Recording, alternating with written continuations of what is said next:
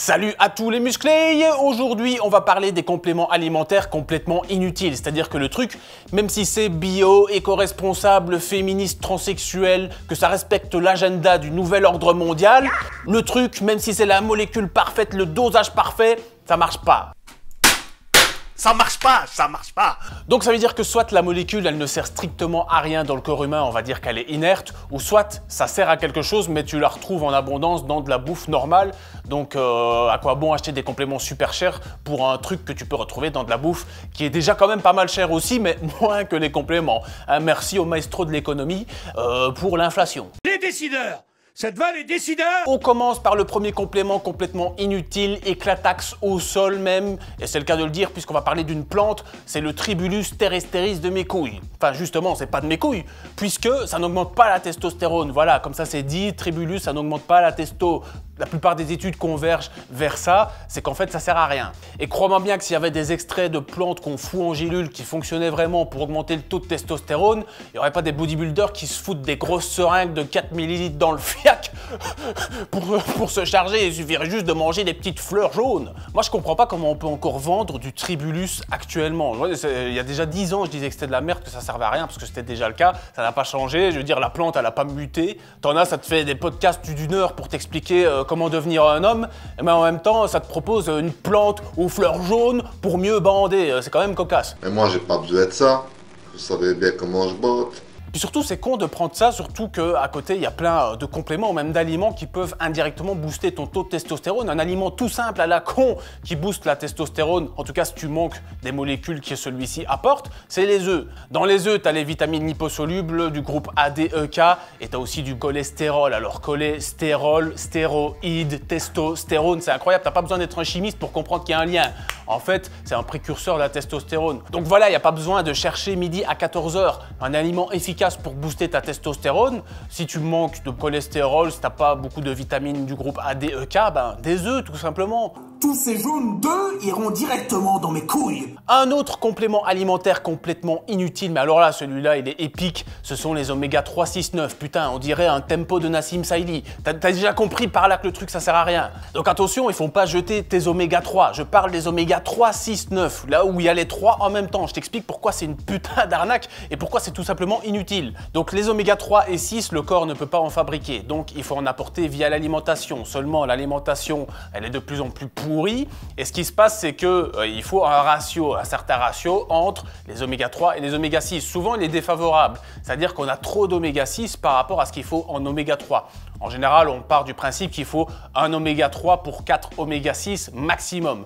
Et donc, qu'est-ce qui se passe quand tu prends des oméga 3, 6, 9 ? Ah bah ça sert strictement à rien, tu rééquilibres pas ton putain de ratio. Faut savoir qu'il vaut mieux avoir un apport en oméga 3 et 6 plus faible, mais dans un bon ratio, qu'un apport élevé mais dans un ratio totalement pourri. Seulement voilà, bah, le mec, l'hélicoptère de combat ou la femme, voilà, moi je suis inclusif, on est sur une chaîne inclusive, Jean Honche l'inclusif ici. Donc la personne qui achète ça, elle va se faire avoir par le marketing, elle va se dire ah bah oui, oméga 3, 6, 9, c'est mieux que les oméga 3 tout seul parce qu'il y a les 6 et les 9. Sauf qu'on va justement en parler du 9. Le 9, il est en abondance dans l'alimentation et l'organisme, il peut en faire lui-même pratiquement à volonté. Donc ça sert à rien les oméga 9. Prendre des gélules d'oméga 9, c'est complètement inutile. Ce serait comme prendre des gélules de glucose ou des gélules de protéines, tu vois. Enfin, on s'en fout, on en a plein à volonté. Pourquoi prendre ça en gélules super chères? Donc, oméga 3, 6, 9 complètement éclaté. Évitez ce truc de merde. Autre complément alimentaire complètement pourri, inutile, ce sont évidemment les mass gainers. Alors, peut-être que moi je suis biaisé parce que j'ai jamais eu besoin de cette merde. On va dire que j'ai une génétique de grelard. Enfin, je remets rien sur la génétique. Hein. On va dire que la génétique de grelard, c'est mon cerveau qui me dit putain, la tartiflette, elle a l'air bonne, là. On va la préparer. Donc oui, si on réfléchit comme ça, on va dire que j'ai une génétique de grelard. Ce n'est pas de ma faute, c'est mon cerveau. J'ai un trouble de la personnalité dissociatif. Comme je contrôle le cerveau de l'autre! Faut savoir que j'ai 10 personnalités, alors j'en ai un, il veut devenir ultra balèze, ultra sec, et les 9 autres, il y en a un, il aime la pizza 4 fromages, il y en a un, il aime la raclette, il y en a un, il aime la tartiflette, tu vois, c'est pour ça, c'est pas de ma faute. Donc le mass gainer, en général, ça va être un mix de protéines et de sources de glucides. Alors, souvent, déjà, il y aura beaucoup plus de glucides que de sources de protéines parce que, déjà, on va te le vendre super cher, limite plus cher que de la protéine pure, mais on te fout en plus une matière première dedans qui revient moins cher que la protéine. C'est incroyable comment tu te fais niquer quand tu prends du mass gainer. À la limite, si t'as du mal à prendre du poids, tu te fais ton mass gainer toi-même, t'achètes, je sais pas moi, de la farine de seigle, de la farine d'avoine, tu mélanges ça dans ton shaker de whey et puis voilà, ça fonctionne. Tu peux même aussi manger des aliments qui sont denses caloriquement mais qui restent sains, comme des fruits déshydratés ou quoi, pour t'aider à manger moins tout en apportant suffisamment de calories. Donc franchement, les mass gainers, bon, arnaque totale. Un autre complètement alimentaire, complément inutile, putain j'ai inversé les deux mots mais ils se ressemblent. Mais ça c'est ma 11e personnalité qui m'a dit de faire ça, elle vient d'apparaître. Bonjour, je m'appelle Edouard, je suis la 11e personnalité de Jean Onge et j'aime les frites. C'est à cheval entre un complément et de la bouffe normale, on va dire, ce sont les fameuses barres protéinées. Moi, des barres protéinées, j'ai bouffé toutes les marques, tous les prototypes avec tous les salons que j'ai fait, Fibo, Body Fitness, tout ce que tu veux. J'ai bouffé toutes les barres protéinées qui existent au monde. J'en ai toujours la chiasse. Et il faut savoir qu'il y a deux camps dans les barres protéinées. T'as le camp, la barre protéinée, elle est bonne texture, bon goût et tout. Franchement, t'es vraiment bonne. J'ai vraiment envie de te lécher. Mais au niveau des calories, c'est limite plus haut qu'un Twix ou un Bounty. Donc à la limite, tu bouffes un Twix, tu prends 20 grammes de whey à côté et ça revient au même. Et t'as l'autre catégorie de barres protéinées. Alors c'est allégé et tout. Donc d'un point de vue nutritionnel, ça peut être intéressant. Mais le truc, c'est un goût de carton. T'as l'impression de bouffer du carton recyclé. Donc il y a ces deux camps-là où tu te dis, bah en fait, putain, c'est pourri les barres protéinées. En plus, souvent là-dedans, il y a plein d'additifs bizarres. Les barres protéinées, c'est le Disneyland des additifs alimentaires. Ils te foutent toutes les pires saloperies possibles. Donc en soi, je suis pas spécialement contre les barres protéinées. Je suis contre les barres protéinées qui existent à l'heure actuelle sur le marché. Il n'y a pas le truc parfait.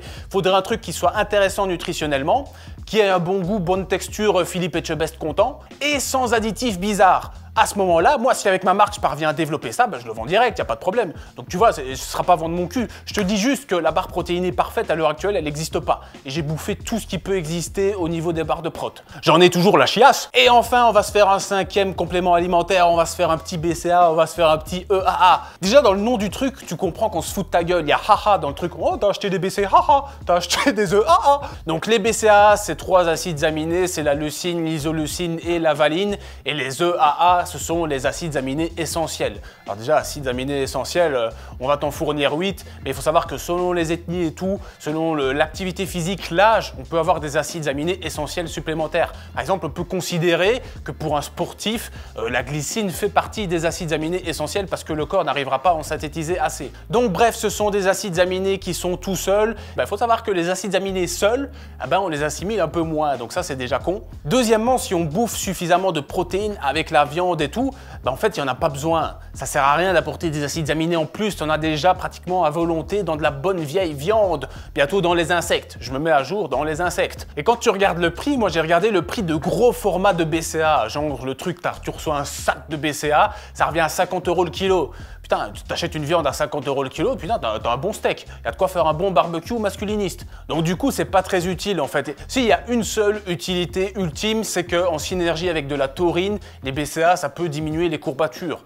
Mais qu'est-ce qu'on s'en tape des courbatures? Suffit que tu fasses une série de 25, la courbature, elle est partie une fois que le muscle il est un peu chaud, donc on s'en fout. De toute façon, le mec qui a des courbatures, par définition, il s'entraîne dur. Donc c'est pas une femmelette. Donc il va pas chouiner parce qu'après, oh, j'ai mal à mon biceps. Bah non, il va pas prendre des BCA pour son biceps. Qu'est-ce qu'il s'en bat les couilles d'avoir des courbatures? Donc oui, c'est un effet qui est là, mais honnêtement, ça sert pas à grand chose. Donc du coup, je suis pas du tout fan des BCAA. On te vend ça comme un truc qui va te faire prendre du muscle, mais à ce niveau-là, ça sert à rien. Voilà, je pense qu'on a fait le tour des principaux compléments alimentaires complètement inutiles. Alors je t'invite toujours à aller sur jeveuxlaqualité.com pour m'aider à mettre au point ma marque de compléments alimentaires. Et sur ce, je te dis à très bientôt pour une nouvelle vidéo. Contact.